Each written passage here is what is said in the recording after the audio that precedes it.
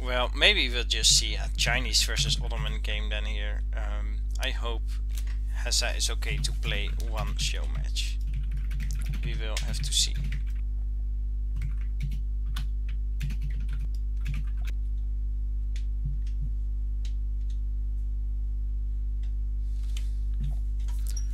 Maybe we can actually see Kremper versus Fourmaster. I think that's also going to be today.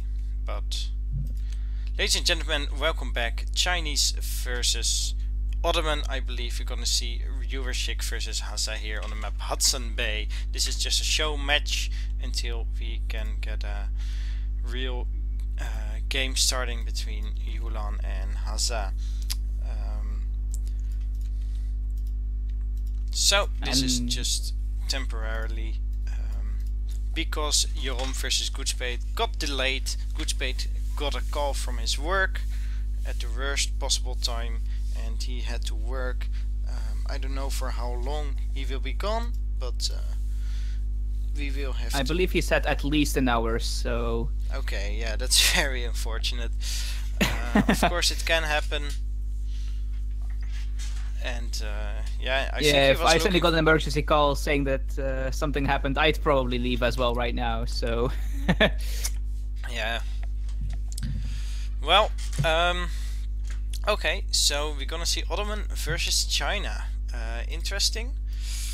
We do have the winter spawns, so water is a bit more awkward. There's no sweet islands to hide villagers. Yeah, I don't think either of these ships wanna go water anyways. No, so for sure. it's probably fine. Very early TP from Ottoman, very standard, of course. Yeah, and China going for 125 wood. If he's able to take it without too much damage, then that's great for helping him get up another village. He won't have to chop any wood. Yeah, and then he just can very safely get 3 villagers from his northern refugees card, which gets them 1 villager per TC and per village. Exactly. He is doing some nice critical hits against the polar bear, so he might not lose his disciple. On the other hand, oh yeah, he just lost his disciple. 1 hit too much, so losing his disciple, but for 125 wood, I think it's a decent trade. On the other hand, he won't be able to scout a lot of the map this way. 60 wood scouted by Eurashik. 150 coins still there. Yeah, this map always has tons of nice treasures. There's a Yeah. 60 wood over there, They're 150 coin down there, 60 wood. 40 wood. Oh, Yeah. Explorer hit points. That could be nice for China, because with cover mode they gain a lot of effective hit points. Oh, 80 Yeah, food as well, definitely. yeah. Yeah, there are 4 big treasures below the trade route, like the 60 wood, 80 food, 60 wood, and 150 coin. I mean, they're not huge in terms of By resources. 3 wolves, that's a but huge treasure. yeah, 3 wolves for 150 coin is very efficient.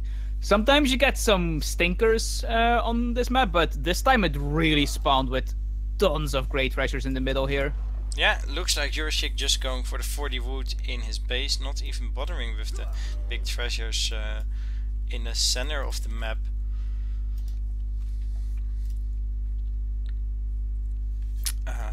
Yeah, so Haza is going to have a lot of extra wood here, which is very nice. He already got almost 200. I think he has 185 in total at the moment. Yeah, so that's almost an entire village, I think. Yeah, definitely. Let's going to lock onto the hero of Hassa, and then going He's getting this as well now, Yeah. so even more wood. going to position the donation bar. To appease my OCD. Yeah, now it should be fine actually.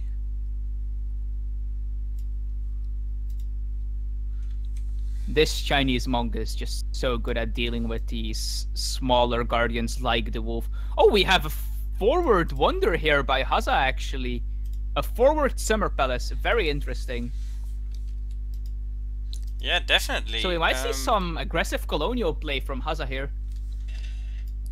Maybe he's trying to be a aggressive Chinese play, and that's of course very interesting. Not something you see very often.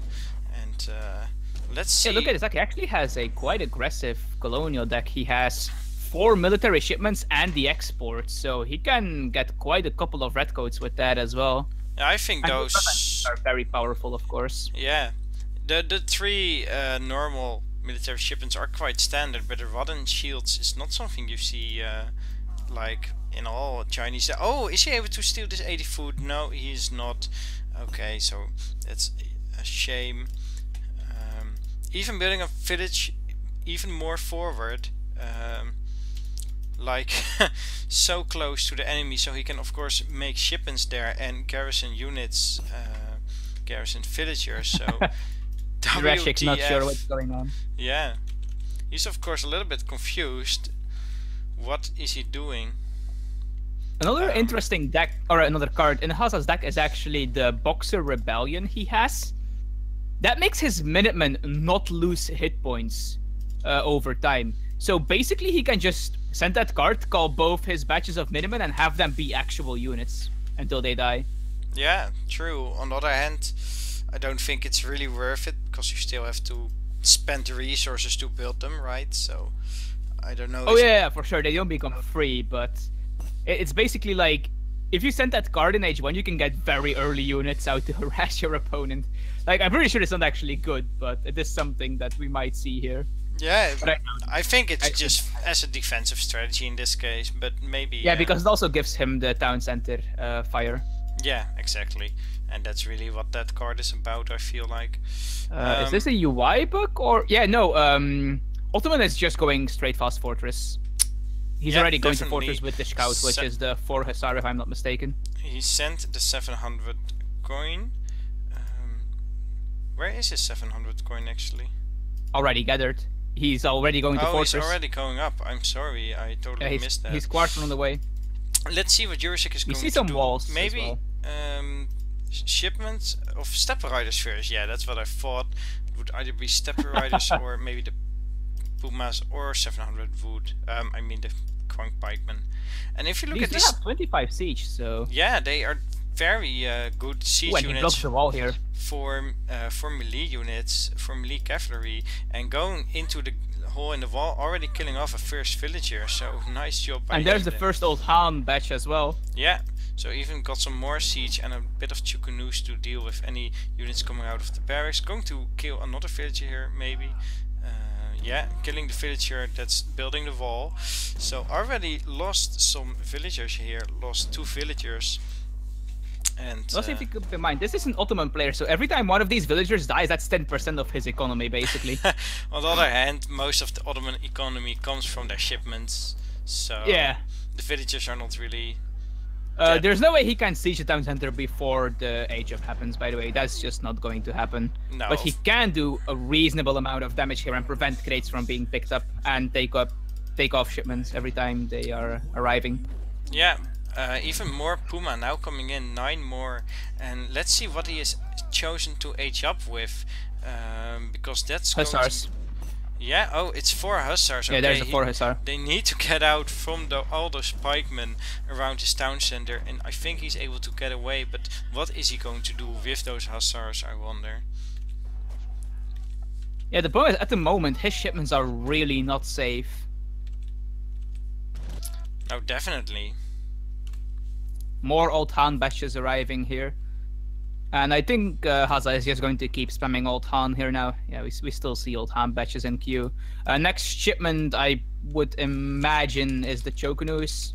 He could go for the Ratans if he can get enough coin for that, but I think that will be difficult for him because he just needs so much food and wood for these Old Han batches.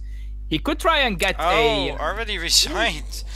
He built the barracks. Losing his barracks and is almost popped, so not able to do anything, and resigns to this H2 China pressure.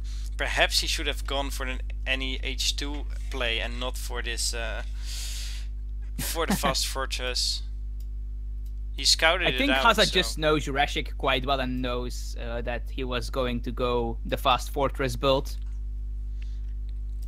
And as such, responded with this. Yeah, That is maybe true, but he scouted out the forward wonder, so he should have done some H2 shenanigans here, I feel. I think the post game is not too interesting. Let's see.